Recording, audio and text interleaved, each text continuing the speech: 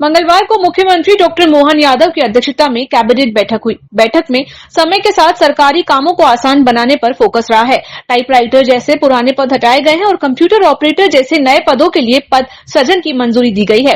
इससे सरकार के अंदर भी ईज ऑफ डूइंग काम करने में आसानी का माहौल होगा। कैबिनेट की जानकारी देते हुए नगरीय विकास मंत्री कैलाश विजयवर्गीय ने बताया कि मुख्यमंत्री ने बैठक में प्रधानमंत्री मोदी के दिशा निर्देशों की जानकारी दी है। कैबिनेट के विषयों के पूर्व माननीय मुख्यमंत्री जी ने कुछ बातों से अवगत कराया है, जिससे मैं आपको भी अवगत कराना चाहता हूं। आप सभी जानते हैं कि हमारे प्रधानमंत्री जी का और मुख्यमंत्री जी का सपना है कि किसानों की आय डबल हो।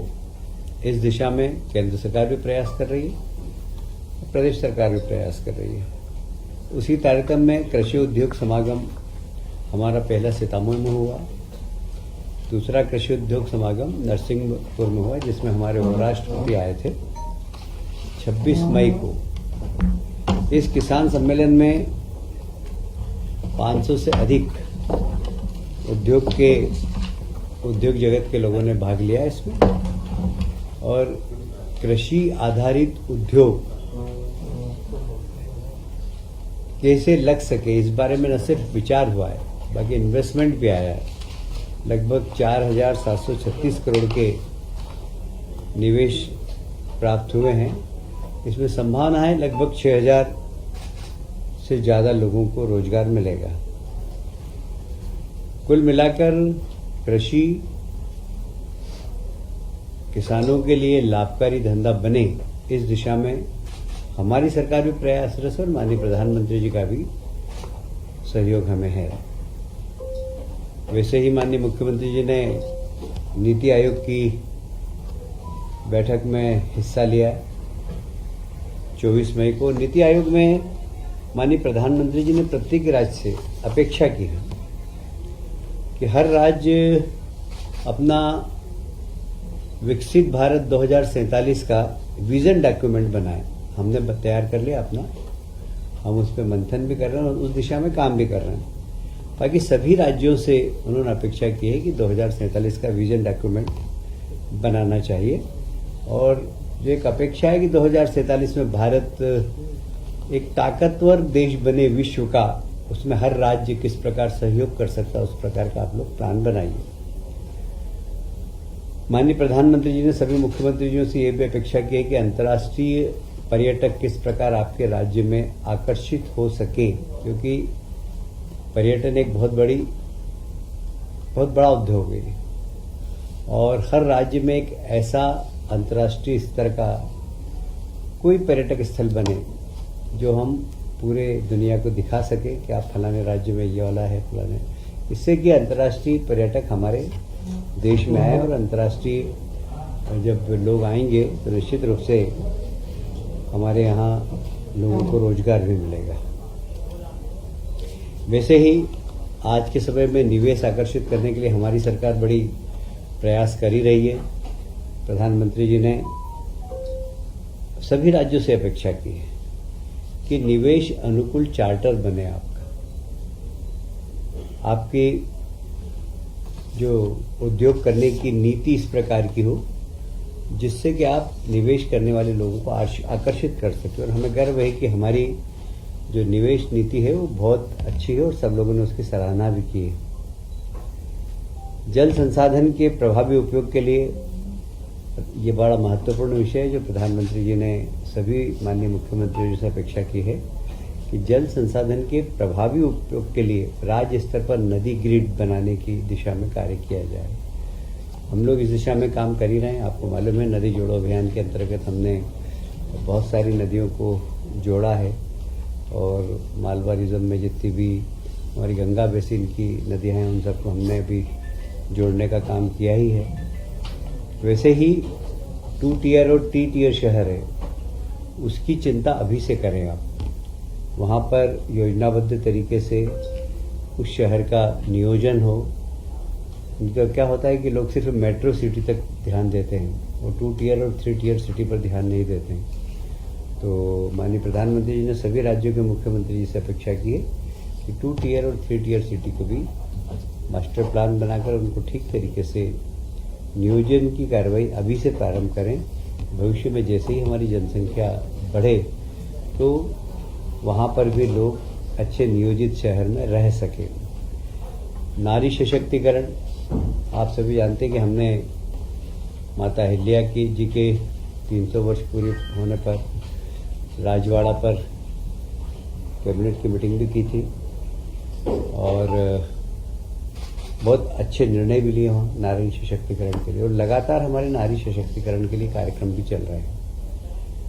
तो प्रधानमंत्री जी ने अपेक्षा की कि सभी राज्य नारी सशक्तिकरण की दिशा में कार्य करें।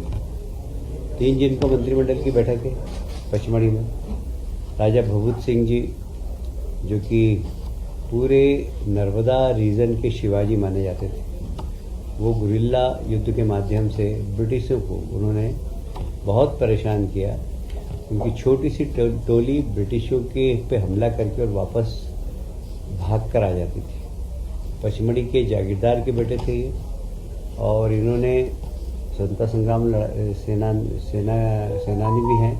इन्होंने बहुत ज़बरदस्त ब्रिटिशों को उनके नाक में दम कर दिया था, क्योंकि जंगल के रास्ते ब्रिटिश सरकार को पता नहीं था, ब्रिटिश सैनिकों को पता नहीं था। और ये दोनों तरफ से, मैंने जब इनके बारे में पढ़ा था भगत सिंह जी के बारे में, तो ये बड़ी बड़ी लाखों की हजारों की सेना को, कुछ सैकड़ों लोग दो तरफ से घेर के मारते थे। वो मार के वापस जंगल में भग जाते थे और ब्रिटिश सेना अंदर घुस नहीं पाती थी। यदि कुछ लोग घुस गए तो उनकी फिर पिटाई जंगल के अंदर हो जाती थी, तो वापस भाग नहीं पाते थे। तो इस प्रकार उन्होंने गुरिल्ला युद्ध लड़ा था, और उनके प्रति सम्मान प्रकट करने के लिए हम 3 जून को मंत्रिपरिषद की बैठक पचमढ़ी में आयोजित कर रहे हैं।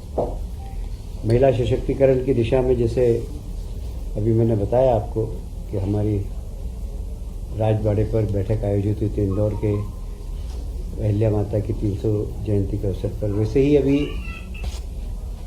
27 मई को संपूर्ण मध्य प्रदेश में और निजी महाविद्यालयों में भी, महाविद्यालय, सभी शासकीय महाविद्यालय, सभी निजी विद्यालय में देवी अहिल्याबाई जीवन और दर्शन विषय पर चित्रकला, निबंध प्रतियोगिता एवं भाषण प्रतियोगिता का आयोजन करने के निर्देश दिए गए हैं। 28 मई को जिला बैतूल में राज्य स्तरीय महिला उद्यमी मेले का भी आयोजन कर रहे हैं हम लोग। ऐसे 29 मई को सभी जिलों में भी कहा गया, पर विशेष रूप से छतरपुर में महिला स्वास्थ्य शिविर का आयोजन है। बाकी भी प्रदेश में कहा गया है कि अभी जहाँ जहाँ संभव हो सके महिलाओं के स्वास्थ्य शिविर लगाकर महिलाओं के स्वास्थ्य के बारे में उनको अवेयरनेस लाएं। 30 मई को संपूर्ण ब्लॉक स्तर पर भी विशेष स्वास्थ्य शिविर का आयोजन है। विशेषकर ब्रेस्ट कैंसर की स्क्रीनिंग करने का कुछ मशीनें हैं, उनके माध्यम से महिलाओं का ब्रेस्ट कैंसर की भी हम लोग जांच कर रहे हैं, क्योंकि महिलाएं संकोच करती हैं ब्रेस्ट कैंसर की जांच कराने में। और ऐसा माना गया है कि एशिया के अंदर 10 में से 1 महिला को ब्रेस्ट कैंसर की संभावना है, और इसलिए इसको टारगेट करके महिलाओं के ब्रेस्ट कैंसर की जांच करें। साथ ही हीमोग्लोबिन की जांच करना है, पोषण सलाह, स्त्री रोग विशेषज्ञ से परामर्श, ये सब महिलाओं के ब्लॉक स्तर पर स्वास्थ्य परीक्षण हो।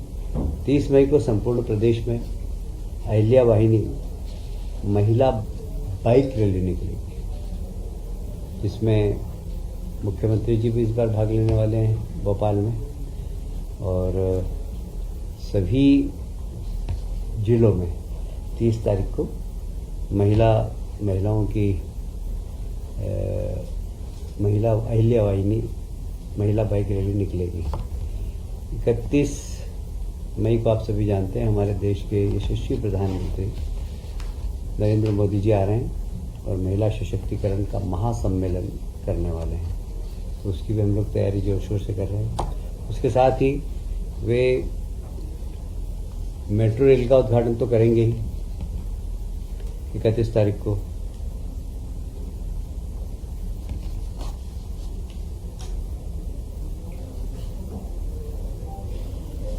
इकतीस मई को जम्बूरी मैदान में माननीय प्रधानमंत्री जी का महिला सशक्तिकरण महासम्मेलन का कार्यक्रम है। इसमें लगभग 2 लाख हमारी महिला उद्यमी, महिला कामगार, महिला सेल्फ हेल्प ग्रुप की महिलाएं, लाडली बहनें महिलाएं शामिल होंगी। इंदौर में मेट्रो ट्रेन का वर्चुअल लोकार्पण होगा। सतना एवं दतिया में नवीन एयरपोर्ट का वर्चुअल लोकार्पण होगा। इन सभी स्थानों पर केंद्रीय मंत्री भी रहेंगे। जिस विभाग का, जैसे इंदौर में संभावना है कि केंद्रीय मंत्री, कैबिनेट मंत्री और राज्य मंत्री उपस्थित रहें। सतना एवं दतिया में जहाँ पर कि नवीन एयरपोर्ट हो रहे हैं, वहाँ पर भी केंद्रीय मंत्री और राज्य मंत्री उपस्थित रहेंगे। उज्जैन में शिप्रा नदी का घाट का वर्चुअल भूमि पूजन होगा। वहाँ पर भी हमारे राज्य के मंत्री भी रहेंगे और केंद्रीय कोई मंत्री वहाँ पर आकर सम्मिलित होगा।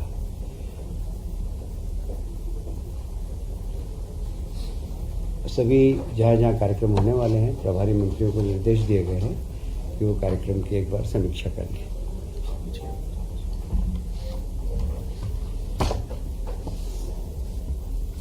एक बहुत महत्वपूर्ण निर्णय और प्रधानमंत्री जी ने लिया है कि देश के सभी जिलों में,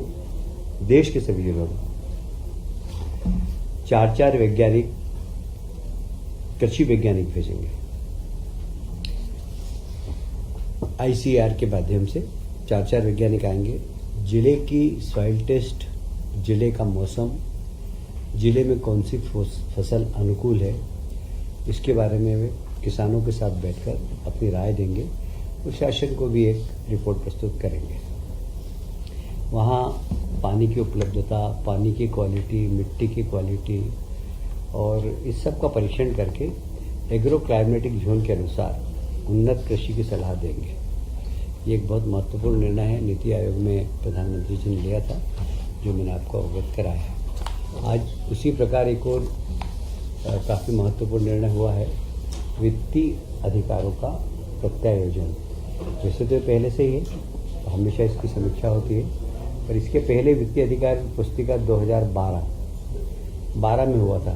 पर अब 12 के बाद परिस्थितियां बहुत बदल गई है, क्योंकि टेक्नोलॉजी परिवर्तित हो गई। पहले टाइपराइटर होता था, अब कंप्यूटर आ गए हैं, सॉफ्टवेयर बनने लगे हैं और इसलिए इन 13 वर्षों में सूचकांक में भी काफ़ी वृद्धि हुई है। तो कुछ अधिकारों में वृद्धि की गई है, कुछ डेलीगेटेड। कुल मिलाकर इसका उद्देश्य है कि वित्तीय अधिकारों का विकेंद्रीकरण, और ये विकेंद्रीकरण की दिशा में एक बड़ा महत्वपूर्ण निर्णय है। इसमें विभागाध्यक्षों को अधिकार भी बढ़ाए गए हैं और साथ ही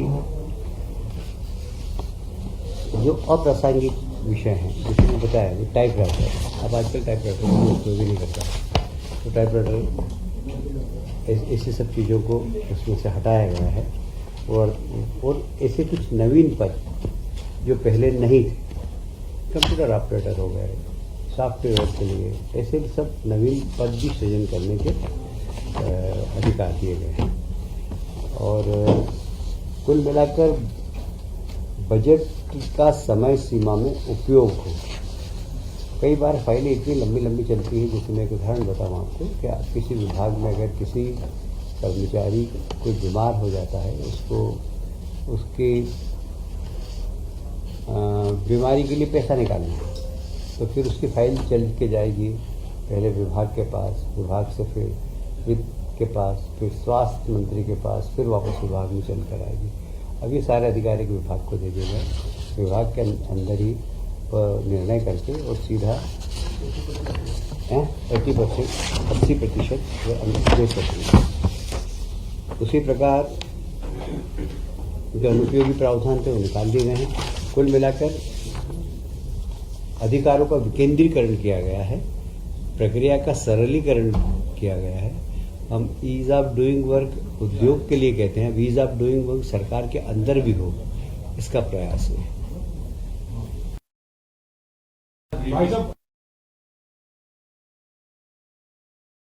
परेशान मत होइए।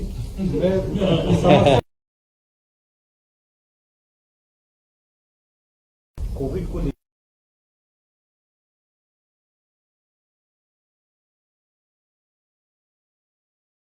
दिया सभी को, और केंद्र सरकार ने भी सबको अलर्ट कर दिया। स्वास्थ्य विभाग इसके मामले में सभी जिलों के अंदर जो जो तैयारी करना चाहिए कोविड की, क्योंकि कोविड अब एकदम कोविड के अब हम सब लोग आदी हो गए, मतलब इसलिए जो तैयारी करना चाहिए सबको तैयारी करने के निर्देश दे दिए गए।